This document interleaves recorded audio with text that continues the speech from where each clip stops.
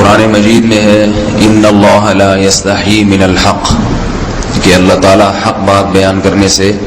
حیا نہیں کرتے۔ حدیث میں بھی بعض ایسے مسائل کو اللہ کے رسول نے بیان کیا ہے صلی اللہ علیہ وسلم نے جو بظاہر حیا کے خلاف ہیں، مگر اس لیے بیان کیا کہ اگر آپ صلی اللہ علیہ وسلم بیان نہ کرتے تو لوگ ان بے شرمی کے کاموں میں مبتلا ہو جاتے۔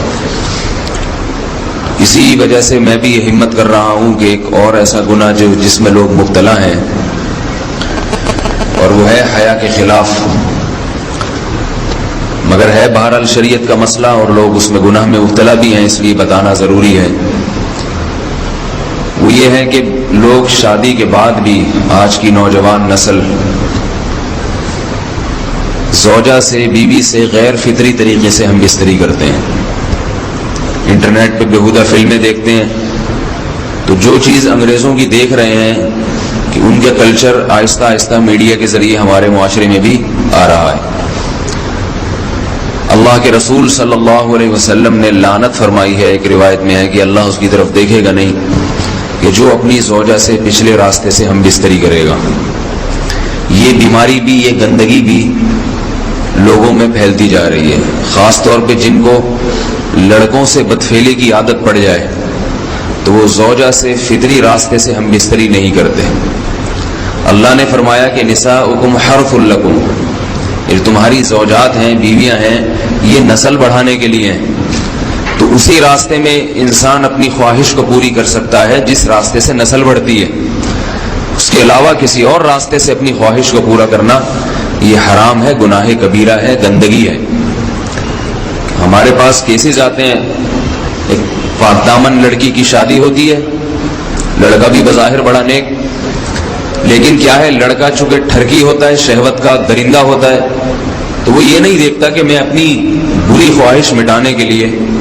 میں اپنی زوجہ کو غیر فطری طریقے پر مجبور کیسے کر سکتا ہوں، تو مجبور کرتا ہے پھر اپنی بیوی کو۔ اس میں جو عورتیں زیادہ پاک دامن نہیں ہوں، نیک نہ ہوں، یا ان کو یہ ڈر ہو کہ طلاق ہو گئی تو ہم کہاں جائیں گے،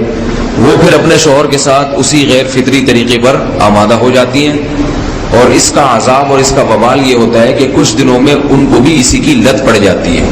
انسان جب بھی کوئی غیر فطری راستہ اختیار کرتا ہے، آخرت کا عذاب تو بعد میں، دنیا کا عذاب یہ آتا ہے کہ پھر اس کو لذت فطرت میں آتی نہیں ہے، پھر جو راستہ اللہ نے رکھے اس میں اس کو لذت نہیں آئے گی، پھر وہ گندگی میں ہی گھسنے کی کوشش کرے گا،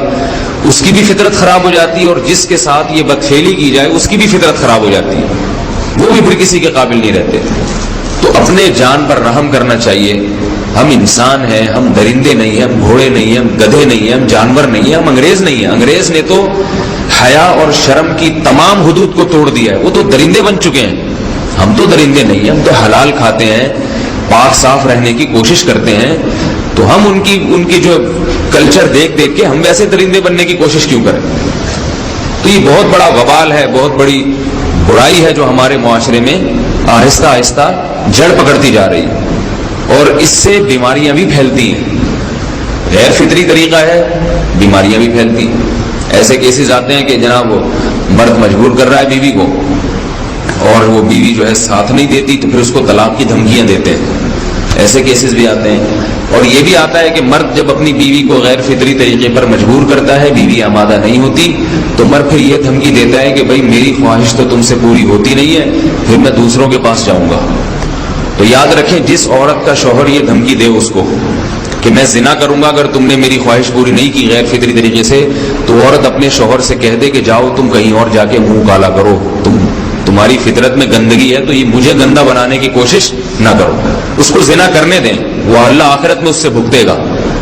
ہر بیماری کا اللہ نے علاج رکھا ہے۔ اللہ کے رسول صلی اللہ علیہ وسلم نے فرمایا، صحیح بخاری کی حدیث، ما انزل اللہ من داء الا انزل له دواء، کوئی بیماری ایسی نہیں ہے جو اللہ نے نازل کی ہو اور اس کے لیے دوا نہ رکھی ہو دنیا میں۔ تو اگر کسی کو ایسی لت پڑ گئی ہے غیر فطری کام کی، تو اس کو چاہیے کہ وہ اپنا علاج کرائے، ڈاکٹر سے بھی رابطہ کرے،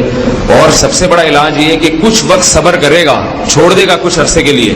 تو خود بخود آہستہ آہستہ صحیح ہو جائے گا۔ ایک آدمی شراب کا عادی ہے، ایک علاج تو یہ کہ ڈاکٹروں سے رابطہ کرے، بہترین علاج کے چھوڑ دے، کتنے دن تڑپے گا؟ 1 دن 2 دن 3 دن 4 دن 1 ہفتہ 2 ہفتہ، بہت زیادہ سال ہو جائے گا نا، اس کے بعد خود بہت ٹھیک ہو جائے گا۔ سگریٹ کا عادی ہے، چھوڑ دے گا تو کتنے لوگ ہم نے دیکھے ہیں دن میں 20 سگریٹ پیتے تھے، چھوڑنے پر آئے تو بالکل ایک دم چھوڑ دی انہوں نے، آہستہ آہستہ کر کے چھوڑ دی، لیکن تکلیف ہوئی مگر عادی ہو گئے۔ تو اب کسی کو یہ لت پڑ گئی ہے غلط کام کی، برائی کی، تو اس کا بہترین علاج یہ ہے کہ وہ اپنے آپ کو بدلنے کی کوشش کرے، ماحول بدلے، اور کچھ وقت صبر کرے گا تو اللہ اس سے یہ عادت چھڑا دے۔ نہیں کی، صبر نہیں کیا اس نے، کسی گندگی میں موت واقع ہوگی، پھر آخرت کا عذاب بہت سخت، نسلیں برباد ہو جاتی ہیں اس عمل سے انسان کی۔ تو بات حیا کے خلاف ہے، مگر یہ کہ ایک بزرگ تھے وہ بات فرما رہے تھے، تو کسی نے پوچھا کہ حضرت آپ حیا کے خلاف بات کرتے ہیں، تو انہوں نے فرمایا تم بے حیائی کے کام نہیں چھوڑتے، ہم اس چھڑوانے کے لیے بات کریں تو ہم برے ہیں، اور تم کام کرو تو بھی برے نہیں۔ برائی کا کام کرنے میں برا نہیں بنتا،